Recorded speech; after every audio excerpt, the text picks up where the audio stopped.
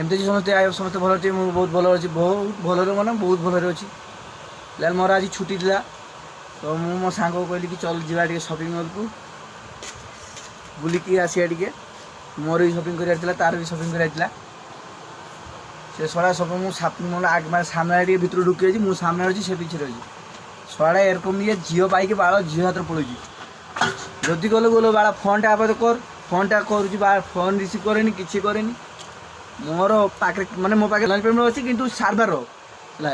ମୁଁ ଏତେ ଫସି ଯାଇଛି, ନା ଗାଡ଼ି ନା ମାନେ ନା ବୁକିଂ କରିପାରୁଛି ନା କିଛି, ନା ବସ୍ ଆସିପାରୁଛି। ବସ୍ ଗଲାକୁ ଅନଲାଇନ୍ ପେମେଣ୍ଟ ହେବନି, କ୍ୟାସ୍ ମୋ ପାଖରେ ନାହିଁ।